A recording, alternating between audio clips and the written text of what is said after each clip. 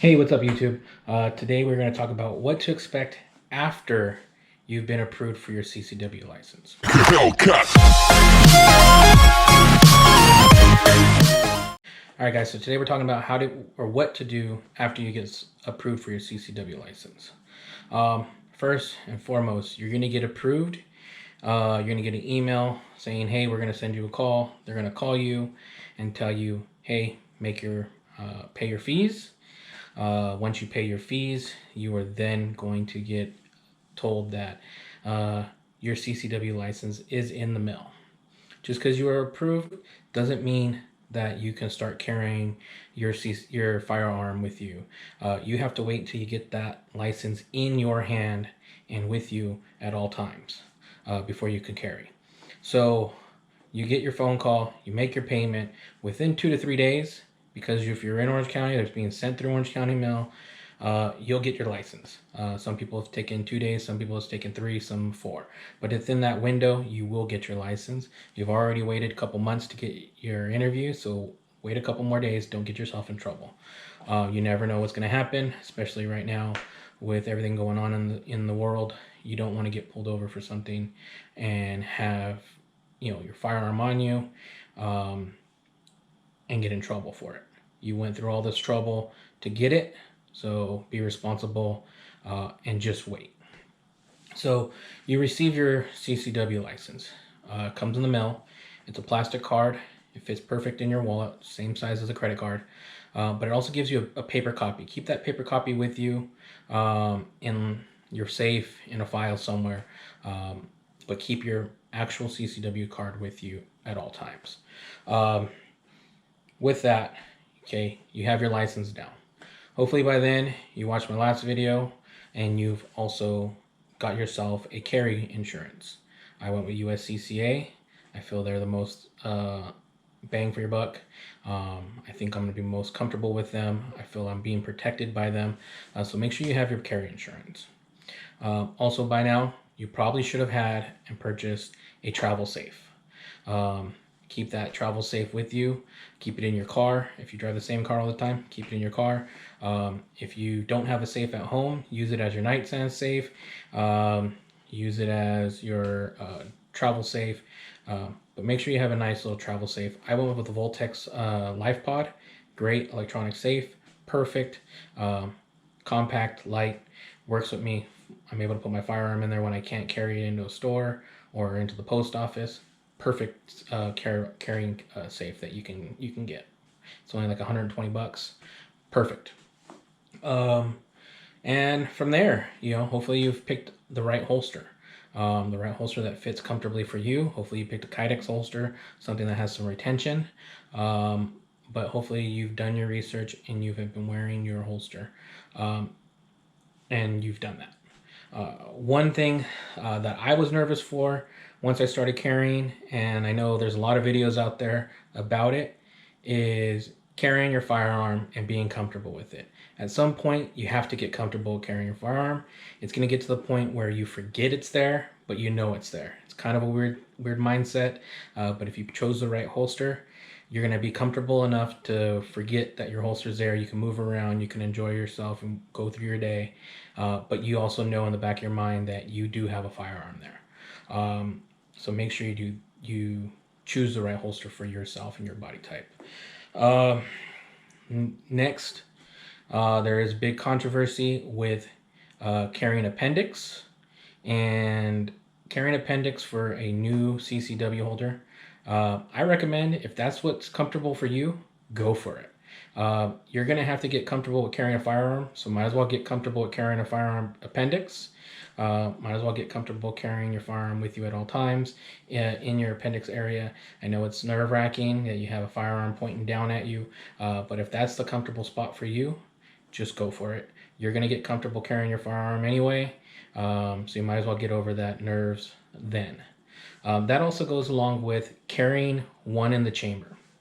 When I first got my CCW and I had my firearm with me, I went maybe 2 days without carrying a round in the chamber.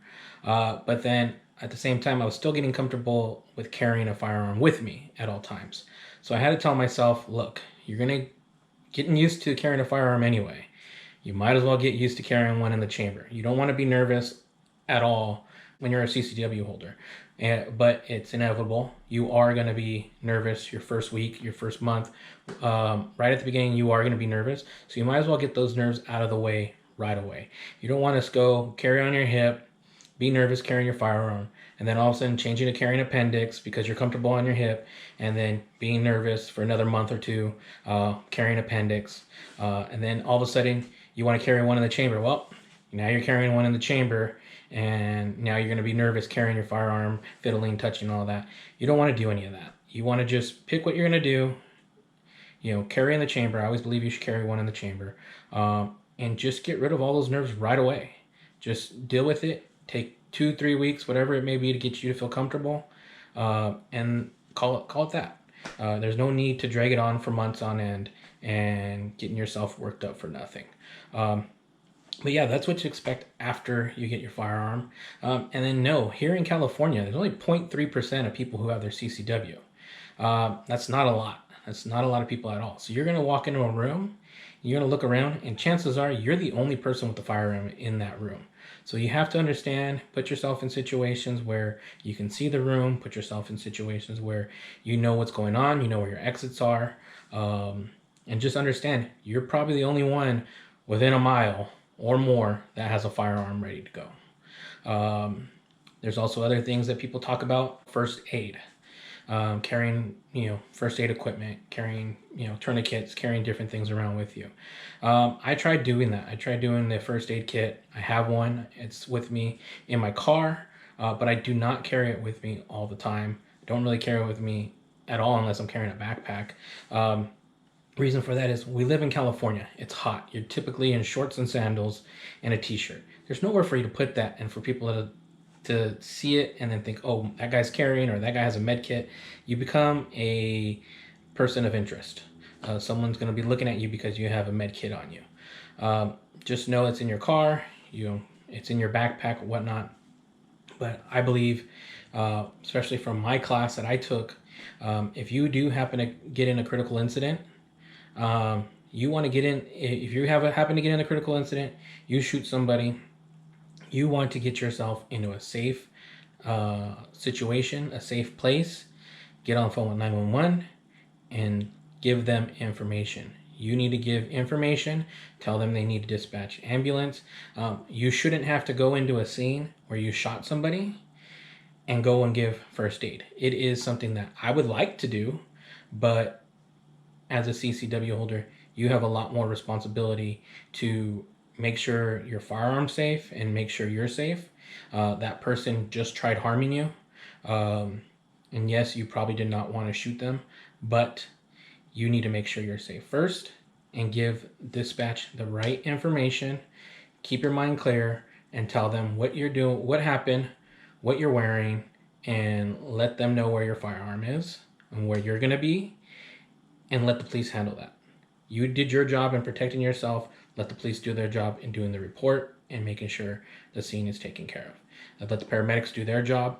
You don't want to get in trouble for shooting somebody and then creating some bodily harm to them after trying to help them and render aid.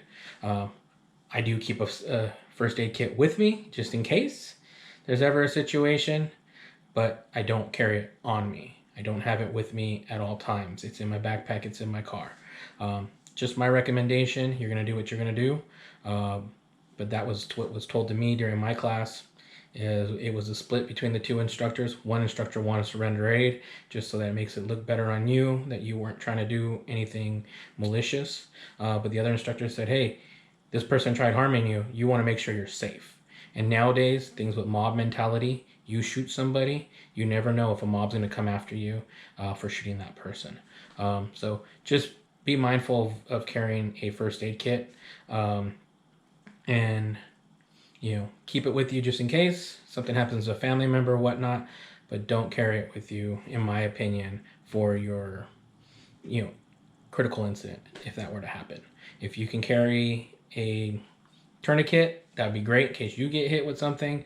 But other than that, once you start carrying, your pockets are going to be full. You don't want to have all kinds of junk in your pocket. As it is, you have to make sure you have your wallet.